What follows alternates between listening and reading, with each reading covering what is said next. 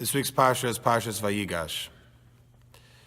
Parshas Va'Yigash talks about the reuniting of Yaakov with his long-lost son Yosef. In fact, Yaakov had thought that Yosef had died many years ago, and he had been in a constant state of mourning for many, many years. His family had tried to comfort him to no avail. But now he hears for the first time that Yosef is actually alive and well in Egypt, and he's in a position of importance. Yaakov heads down to Egypt to be reunited with his son. At this momentous occasion, they embrace, or I should say that Yosef embraces his father Yaakov, and Yaakov responds, or Yaakov declares upon the embrace, Amusa hapam, now I can die. Very strange thing to say. Yaakov had been in a deep mourning over his long-lost son for many years now. Now he finally gets to see his son. He got to see his son for maybe a minute. Now he says, now I can die. Wouldn't he want to stick around a little longer so that he could enjoy his son's presence, schmooze a little bit, catch up, talk about current events, just be in his company? Why does he say upon seeing his son for the first time in many years, Amusa hapam, now I can die? It's a very important question, because when does a person say that I can die now? I'm ready to die. I feel like I've done my piece in this world, and now it's time. It's time. I'm ready. So you need background over here. If you go back previous parshas, we talked about that Yosef was sold into slavery. But what was the domino effect? How did that happen? So Yaakov, in a way, assumed responsibility for the fact that Yosef disappeared. Because if you remember, Yosef had two dreams, and also Yaakov had given Yosef a coat of many colors that caused the brothers to be jealous of Yosef.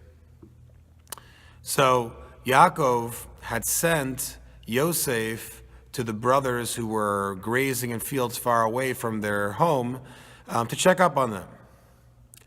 Yaakov, in a way, blamed himself for what occurred, because he knew that sending Yosef to check on his brothers while the brothers were extremely mad at Yosef was a dangerous mission. Nonetheless, Yaakov sent Yosef.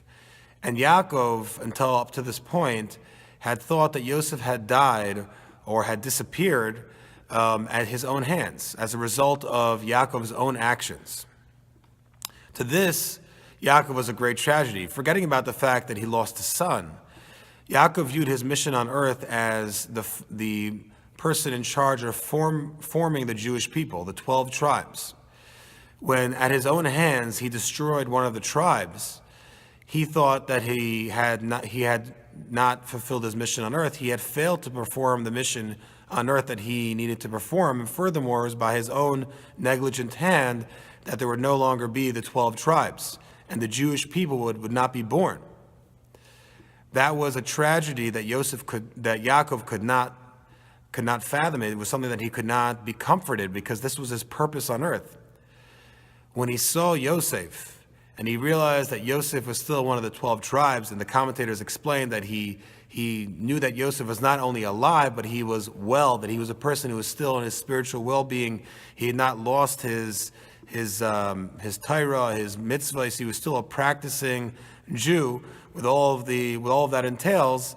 He realized that he still had the 12 tribes intact, and that made him realize that he had fulfilled his mission on earth. And that is why he said, Amusa hapam, now I can die. I had thought I had failed my mission on this planet, on this earthly ground, and now I realize that I have not. I have fulfilled my mission, and now I'm ready to die. Just a question on this episode is that it's very interesting. If you look carefully at the verse, Rashi actually points this out. Yosef embraced his father and cried more with his father. But Yaakov did not do anything. The verse does not say anything about Yaakov responding with an embrace, a kiss, crying, nothing. Yaakov was totally stoic as he was enveloped in the embrace of his long-lost son. Seems like a very strange reaction. And if you look further, there's even more of a question, because Yosef cries, and then the verse says Yosef cried even more. So let me know what you think, and I'll be happy to hear any answers that you come up with. Have a good Shabbos.